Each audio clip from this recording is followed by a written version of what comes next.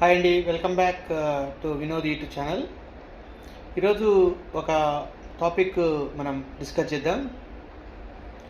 Stock మార్కెట్లో trading గురించి ఎవరైనా ట్రేడింగ్ చేయాలి అనుకున్నప్పుడు మెయిన్గా 2 ఆస్పెక్ట్స్ని వాళ్ళు గుర్తుపెట్టుకోవాలి.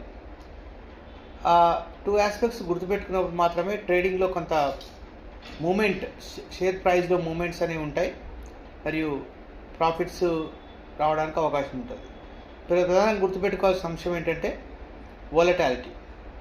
ఎప్పుడైతే డే ట్రేడింగ్ చేస్తారో ఎవరైనా, లేదంటే short term positional trading 2-3 days కోసం ఎవరైనా స్టాక్ తీసుకుంటారో ఖచ్చితంగా ఆ షేర్ ప్రైస్లో వోలటాలిటీ అనేది ఉండాలి. ఎప్పుడైతే వోలటాలిటీ లేకుంటుందో ఆ షేర్ ప్రైస్లో మూమెంట్స్ ఉండవు, కాబట్టి మనకు పెద్దగా ప్రాఫిట్స్ వచ్చే అవకాశాలు కూడా ఉండవు. కాబట్టి మీరు షేర్ పర్చేజ్ చేయాలనుకున్నప్పుడు వోలటాలిటీ బాగా మూమెంట్స్ ఉన్నటువంటి షేర్ను మాత్రమే కొనుగోలు చేయాలి. ఎప్పుడైతే మీకు ప్రాఫిట్ వస్తుందో, డిజైర్డ్ ప్రాఫిట్ వస్తుందో అప్పుడు మీరు ఎగ్జిట్ అయిపోవాలి. ద సెకండ్ ఆస్పెక్ట్ ఇంకొకటి ఏంటంటే లిక్విడిటీ. లిక్విడిటీ కూడా చూసుకోవాలి. ఒక స్టాక్ను మనం పొజిషనల్ ట్రేడింగ్ కోసం తీసుకున్నప్పుడు లిక్విడిటీ అనేది చాలా ఇంపార్టెంట్.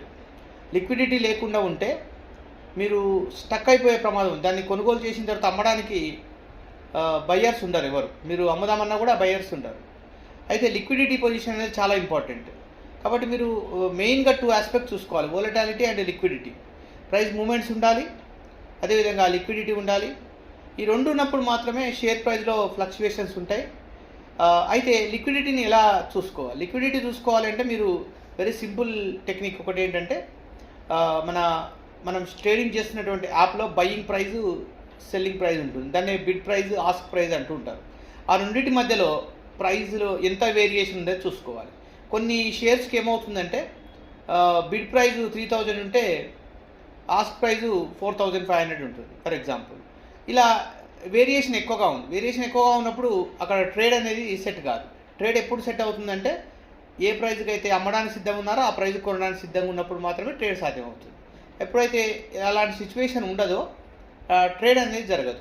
అప్పుడు మీరు ట్రేడ్ చేద్దామన్నా కూడా దాన్ని అవకాశాలు ఉండవు. కాబట్టి మనం ఏదైనా ఒక స్టాక్ని సెలెక్ట్ చేసుకునేటప్పుడు ఆ ప్రైజ్లో వోలటాలిటీ, ప్రైస్ మూమెంట్స్ ఉండాలి ఒకటి. రెండోది, అందులో లిక్విడిటీ పొజిషన్ కూడా బాగా చూసుకోవాలి.